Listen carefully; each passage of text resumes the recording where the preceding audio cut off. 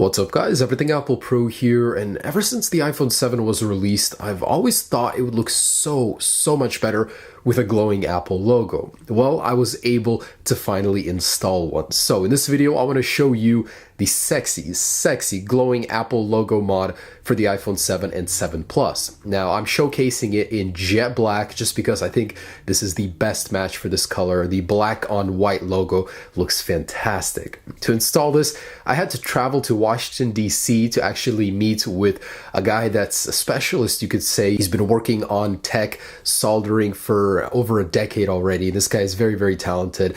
So he was able to help me install it on my iPhone 7 Plus, and the result is just fantastic. I just can't believe how good it looks. It makes my MacBook logo pale in comparison. It's much brighter. In both daytime and nighttime, it is more distinguishable, which is just awesome. I think this is the sexiest mod you can possibly do right now for the iPhone 7 Plus. Are there downsides? Of course, and I'll get to those in a second, but just looking at it, man, it makes you forget about all the negatives about this mod. It's just fantastic. So it can be done on the 7, 7 Plus, the SE, the 6 Plus, 6S Plus, basically every iPhone model after the iPhone 6. So let's go ahead and show you how to install this. It's not easy. It's definitely doable. Will anyone here watching do it? Probably not. So come here just to enjoy the logo. It's worth it. Whether or not you should actually do this on your device, I'll get to in just a second. Oh my gosh, it is quite the process. I'm not gonna lie. It takes about 2 to 3 hours to install using the current method, but there will eventually be a kit that will be sold that'll allow you to install it by yourself. So yeah, let's go ahead and show you how to get this up and running on your device. And warning for the faint of heart, this actually does require taking apart the iPhone 7 Plus. So yeah, just a little warning for you. And guys, I just want to share, the reason I even made this video was because I wanted to show you it's possible to do. I know that most of you will not even be doing this. I just wanted to show you guys that you can do it and how cool it is if you do. So what you need is a 6S Plus clear logo. You can buy those online. And you need a broken used iPhone 6 or 6S LCD. And that's because we're actually going to be cutting up the LCD back TFT reflector as well as the LEDs. The LEDs are OEM and we're taking them straight from Apple LCD. So that means they're going to be very efficient. So first things first is you need a 7 Plus or iPhone 7. This could be done to either one,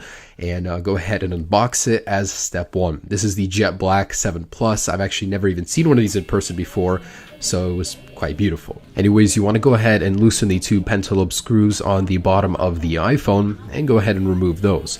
Next up, we're going to want to heat the outside of the iPhone, the bezels, in order to weaken the adhesive. And again, this is the same adhesive that's protecting against the water resistance, so make sure to buy a replacement.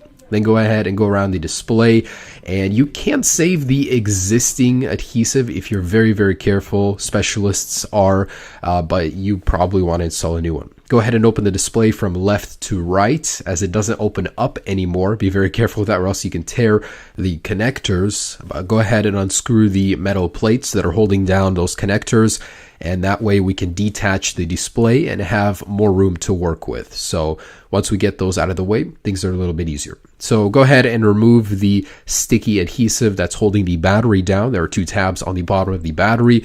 This is very difficult to do, but with the right amount of patience, you will get them out evenly. So it does help to actually heat up the back of the iPhone, the housing a little bit as well, to go ahead and remove those. But not too difficult on a new iPhone. They're still pretty fresh. Go ahead and remove the battery, and now this is most of the hard work as far as disassembly goes. So you want to cover up the logic board and the top components with some heat shielding. And to remove the Apple logo with minimal damage to it, in case you ever want to replace it, apply some isopropyl rubbing alcohol to it, and then go ahead and heat around the edges. This way, it'll go ahead and weaken the glue holding it in place. And with a pry tool underneath, you can go ahead and gently go around it until you eventually remove it. So to do it carefully, it does take a little while. You want to do it properly with a good amount of heat. So I think a heat gun is absolutely necessary. So once you get that out, the most of the difficult work is done. This is where the technical stuff as far as soldering and knowledge in electronics comes into play. Now you want to trim the Apple logo edges to allow LEDs to sit in between them. And we're going to go ahead and go to that broken iPhone 6 or 6S LCD, and you want to peel back the backing and you'll find a row of LEDs. So you want to remove 4. They are soldered on, so you want to unsolder the connections and go ahead and individually test these LEDs, as some of them may be faulty. So make sure they're all working, and then go ahead and apply some heat shielding to the back housing of the iPhone 7 or 7 Plus. That way we prevent any shortages from happening, but we're using insulated wire, so that shouldn't even be an issue. Anyways, place the LEDs with the connector side up, glue them with a little dab of super glue, and go ahead and solder the connections in a daisy chain from LED to LED, leaving you with 2 long wires, one for negative and one for positive. So you want to make sure to test those and have them separated, as we will need to solder them to certain areas on the connector for the LCD. Go ahead and test them here through each daisy chained LED to make sure they are working. And with those extended wires that we will actually elongate so they'll reach the connector of the LCD, just have them sitting there and go ahead and tape them so they're not crossing. Anyways, peel back that little piece of tape on the LCD to reveal the connectors, and the negative connection you're gonna solder to the connection pin number 1. That's going from left to right. Left is number 1, right is number 7. On the 3rd pin, that's where you want to solder the positive connection. The 4th is also a positive, but it just has too much voltage. So pin number 3 is the correct one. Once again, the negative goes to pin 1, positive to pin 3. Also, from that broken LCD that we use the LEDs from, you want to cut up some of the backing and apply it to the back of the logo so it reflects the light. And I would recommend you go ahead and test the connection. So plug in the battery and the lower display cable and test if that logo is working properly. So before closing it up, you want to insulate the wires completely so they're not crossing, not touching the housing, and that can be done easily with insulation tape. So go ahead and seal the iPhone back up. If you did apply a new seal, make sure it is installed properly to ensure the water resistance capabilities are kept. If you're using the old one, make sure it's not torn and still very even across the border of the phone, and go ahead and pop the LCD back in. So you should have a very even and flush fit to ensure the water resistance is still there. The display should not be raised in any way. In the end, you should have a very, very beautiful looking product. It'll be a very even flush fit, and the logo should light up as is proper. So this matte black iPhone 7 Plus only has 2 LEDs, and on camera it's very difficult to see, but with the 4 LEDs it's much brighter, more even look on the logo, even brighter than that of MacBooks. I thought that was very surprising. It's brighter than Apple's very own. So it looks very good, minimal battery drain, and I think it's a perfect look with the jet black. It looks good on any color really, but I think this is something that should have come with the iPhone standard. And it was a sad day today when Apple actually revealed the new MacBook Pro, and it no longer has this feature. So it can now live on your personal iPhone using this awesome mod. Fantastic look. I'm just impressed so much. Now, how does it work? Well, depending on the brightness of your display, it will change in brightness. So I have it all the way. You can definitely tell it's starting to glow more, and the darker your environment is, the more you'll notice it. But I can tell you right now,